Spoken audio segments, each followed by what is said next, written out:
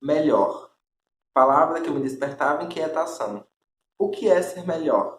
Será que Michele conseguiu driblar a curva acentuada e encontrou seu caminho da felicidade? Será que Sandra, em sua juventude, teve a chance de seguir outros caminhos para além da cozinha da escola onde estudou? Dentro de mim, ardia a curiosidade no mundo fora daquelas paredes, e repetir o trajeto delas não me parecia a única opção.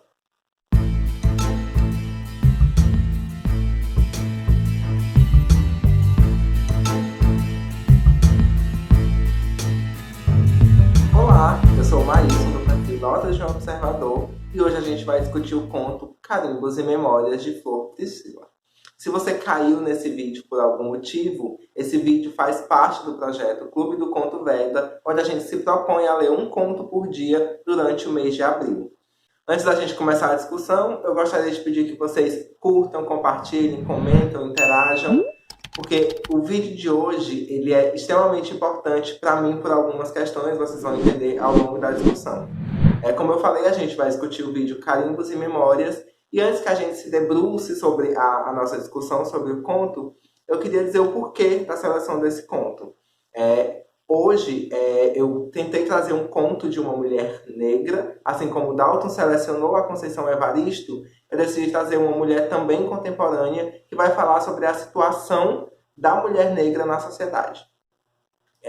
Esse conto faz parte de uma coletânea que foi publicada a partir de uma ação coletiva no Catarse, mas hoje ele está disponível na editora Se Liga e na Amazon, inclusive está de graça para os assinantes do Kindle Unlimited, e você pode ler alguns contos. Qual a proposta do livro Vozes Negras, né, que é onde tem o conto que a gente vai discutir hoje? É um livro que se propõe a trazer as vozes dessas mulheres negras sobre a potência das mulheres negras, né, dentre vários contextos. E é interessante a gente perceber, logo na apresentação, a importância da representatividade na literatura. No prefácio de Ana Rosa, ela vai levantar algumas questões sobre o porquê termos mulheres negras, falando sobre mulheres negras, a necessidade de termos protagonistas negras na literatura, principalmente voltada para o público jovem. A Ana Maria dá o exemplo dela enquanto leitora na época da infância, que ela tinha como afinidade a personagem do Diário da Princesa. Só que ela sentia falta de alguma coisa dentro daquela narrativa, e só quando ela teve contato com escritoras negras, com personagens negras, foi que ela percebeu o que era que faltava para que ela se aproximasse ainda mais daquela personagem favorita dela. Ela sentia falta das características dela na personagem. E é isso que a gente tem no conto de hoje. Nós temos uma mulher negra falando sobre a vivência dessa mulher negra dentro de uma comunidade, dentro de uma escola pública, dentro de uma realidade onde a grande maioria das pessoas negras está inserida. Só para tentar trazer um pouquinho dessa reflexão sobre a importância da representatividade, eu vou abrir um parêntese para a fala da Ana Maria, até porque é importante nesse momento da confecção desse vídeo, eu abri os espaços para as vozes negras, né? Então eu vou fazer isso através das aspas, já que não é o meu lugar de fala. Apesar de ser uma pessoa negra, esse é um espaço criado, no caso do livro das vozes negras, para as mulheres negras. O momento de pandemia não permite que a gente traga uma mulher negra para discutir com a gente, mas eu vou abrir as aspas, dar as vozes, trazer as falas delas, e a partir daí o comentário fica livre para a gente discutir um pouquinho sobre essas questões, tá? A Ana Rosa, no prefácio, diz o seguinte, que a literatura ela é o reflexo de um mercado onde a esmagadora maioria das histórias são contadas por vozes brancas para pessoas brancas. A literatura só reproduz algo que está enraizado em toda a sociedade. E aí, quando a gente se propõe a trazer uma voz negra para esse debate, é justamente mostrar para as pessoas negras que estão do outro lado, ou para as não negras que são apoiadoras do movimento, para que elas percebam que a gente precisa ter voz, que a gente precisa se posicionar. E é muito legal perceber isso e trazer essa discussão para esse momento, porque a gente vai percebendo. Quando a gente foi montar a curadoria dos contos, para a gente foi muito difícil por conta do nosso repertório de mulheres, né? A gente conhecia poucas escritoras mulheres, poucas contistas mulheres, e ainda mais poucas contistas negras. E aí surge a pergunta, né, que eu me fiz, que a gente se fez enquanto curadores, né, do projeto: por que a gente não conhece as contistas negras? Aí a gente foi atrás, foi pesquisar, e eu me deparei com o livro Vozes Negras.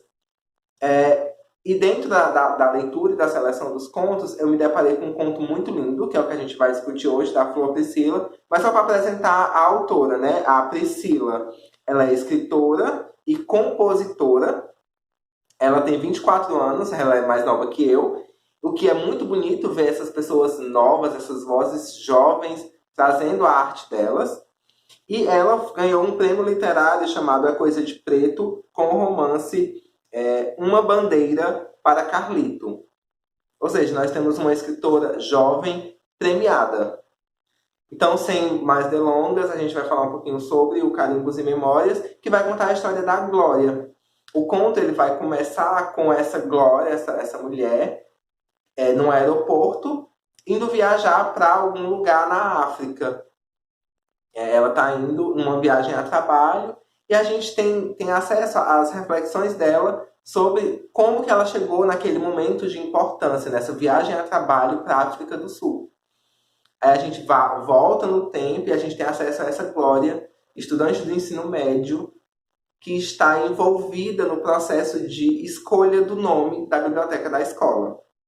É uma ação muito bonita da professora de literatura, onde ela pega os alunos da turma dela e eles tentam selecionar um nome representativo para a biblioteca da escola. O que ela faz com os alunos? Ela divide os alunos em alguns grupos, e aí a gente acompanha a Glória e as duas amigas delas, a Daisy e a Michelle, para uma viagem, um passeio pelo bairro, para conversar com os moradores do bairro, para que os moradores do bairro sugiram nomes representativos para a biblioteca, nomes de pessoas que são importantes para o bairro, pessoas que são importantes para a história da comunidade, para que essa pessoa seja marcada a partir da biblioteca. E aí, durante esse passeio, ela e as duas amigas, elas param numa árvore e decidem comprar um picolé. Olha que coisa simples, elas vão comprar um picolé. Aí elas chamam a tia do picolé e pergunta, aproveitando que elas estão comprando o picolé, pergunta para a tia do picolé uma sugestão de nome. Essa mulher fica pensativa e lembra de quando morou no Canindé. E ela: eu tenho um nome, Carolina Maria de Jesus. Ela foi minha vizinha quando eu morava no Canindé e ela escreveu um livro. As meninas, não ligam muito, mas a Glória fica muito intrigada. Quem é essa Carolina que a professora, que essa vendedora de picolé trouxe do nada? Ela fala: amanhã eu vou na escola deixar o livro dela para você. Aí a Glória aceita e no dia seguinte essa vendedora chega lá com o livro Quarto de Despejo. E é nesse momento que a Glória, que é uma das alunas mais aplicadas da sala, que já leu vários poemas, já ganhou prêmios por ser a leitora mais assídua da biblioteca, se depara com o seu primeiro livro, onde ela se vê representada na narrativa. Onde ela vê a história contada por essa mulher, por essa Carolina, ser uma história muito próxima da dela. E aí ela se vê representada na fome. A gente tem o Quarto de Despejo, que é o diário dessa favelada, onde ela vai falar sobre a fome, como é que ela faz para driblar a fome enquanto é catadora de papel. A Glória, diferente da personagem do Quarto de Despejo, ela não é tão pobre, mas ela sabe como é estar ali no limite entre a fome e as necessidades sendo cortadas, né? Quando ela se vê de cara com essa personagem, que é muito semelhante a ela em termos de características físicas e características sociais, ela se olha e vê: é isso que eu gosto de ler, é isso que eu quero perto de mim. Aí, naquele momento de terceiro ano, de pensar o que vai ser quando crescer, quando sair da escola, ela fica se perguntando o que ela quer ser, e ela ainda não consegue decidir. Aí a gente tem mais um salto temporal, e a gente vê essa Glória trabalhando na cozinha da escola, como auxiliar de cozinha, porque ela não conseguiu entrar no vestibular de primeira. E durante as conversas com essas pessoas da merenda, ela começa a perceber que não é aquilo que ela quer para ela quer sentir prazer no que faz. E uma das auxiliares de cozinha diz o seguinte: vai ter um concurso de poesia na rádio e você deveria participar. A temática é fome, ou o combate à fome. Ela lembra do quarto de despejo e diz: eu posso participar. Escreve esse poema, ganha o concurso e decide que quer ser comunicadora. Essa decisão foi importante para ela porque foi nesse momento que ela percebeu o quanto que a literatura pôde abrir os caminhos dela. A partir do momento que ela se viu representada, ela decidiu: eu quero mostrar isso para as pessoas, quero mostrar para as pessoas que eu posso ser exemplo. E aí ela entra na faculdade de jornalismo, começa a conciliar essas coisas e se torna uma repórter. E aí há aquele momento do vídeo que, se você não gosta de spoiler, não tem como, a gente vai falar os spoilers sim. Até porque é um conto relativamente curto, e não tem como a gente discutir o conto sem contar os spoilers, né? A gente tem essa Glória, que se identificou, se transformou em jornalista, e ela acabou conseguindo um emprego na TV. E a primeira matéria que ela vai cobrir na TV é de um acidente no Rio de Janeiro, no viaduto Paulo Frontin. E aí eu fiquei, gente, eu já ouvi alguma coisa sobre esse acidente em algum lugar. Dei um Google e descobri que quem foi a repórter que televisionou esse acidente ao vivo, foi a primeira repórter negra da TV, a Glória Maria. E aí nós temos essa mulher que ela conta para ela, né, que esse foi um dia importante para as pessoas, né, porque foi uma das notícias mais comentadas e mais importantes da TV brasileira, e ela foi apresentada pela primeira jornalista negra da TV. E aí foi quando eu despertei, gente, eu acompanho a Glória Maria na TV tem muitos anos. E ela foi sempre uma pessoa porque eu tive afeto, mesmo sem ter contato. Aí me veio a reflexão, né? Esse afeto que eu tenho pela pessoa da Glória Maria enquanto jornalista pode ser uma das coisas que a gente vê no conto. Eu me vejo representado nela. Ela é uma pessoa negra como eu. Ela é uma pessoa que veio de um lugar não tão favorecido, que lutou para conquistar as coisas. E isso foi muito bonito para mim, enquanto pessoa negra, ler esse conto. Então, quando eu cheguei nesse ápice, eu fiquei pensando, nossa, que bonito isso que a Flor Priscila, né, a autora do conto, trouxe pra gente. Essa importância da representatividade.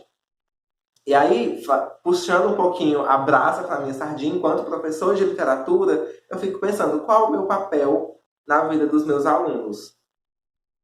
Eu acredito que levar textos como esse para eles seja algo extremamente relevante. Porque, às vezes, o que aqueles alunos precisam, o que aqueles alunos necessitam naquele momento é de representatividade. Eles precisam de coisas, de textos, de arte que conversem com a realidade deles. Então, quando a gente tem um texto que conversa com a nossa realidade, é muito mais fácil a gente procurar isso em outras obras. É muito mais fácil a gente pensar sobre a nossa realidade a partir do que a gente lê. Claro, é muito legal a gente conhecer obras de outros países, inclusive falei sobre isso no vídeo sobre a pensão do James Joyce, que a gente vai falar um pouquinho sobre a Irlanda, Dublin e tal. Mas olha que incrível a gente conversar sobre a nossa realidade. Eu me vejo representado naquela professora de uma escola pública do Rio de Janeiro que está tentando incentivar os seus alunos da periferia a leitura. É basicamente isso que eu faço nas minhas aulas, tentar mostrar para os meus alunos que a leitura pode ser um caminho, a literatura pode ser um caminho. E a gente vê essa representatividade num conto simples, é muito bonito. Eu acho que sobre o conto, por ser um conto relativamente curto, é basicamente isso que eu tenho a dizer. Eu queria saber o que vocês têm a dizer sobre isso, sobre essa questão de representatividade, sobre as mulheres negras contando as suas próprias histórias, sobre a necessidade de abrirmos caminho para as vozes de mulheres, para as vozes de mulheres negras contarem suas próprias histórias, se fazer necessário nesse momento. Deixem nos comentários, interajam. Qualquer coisa, estou aqui, minhas redes sociais estão aqui embaixo, vamos conversar, vamos aumentar essas discussões e refletir sobre o papel da literatura como formador de criticidade na sociedade. Acho que é isso. Até logo. Tchau.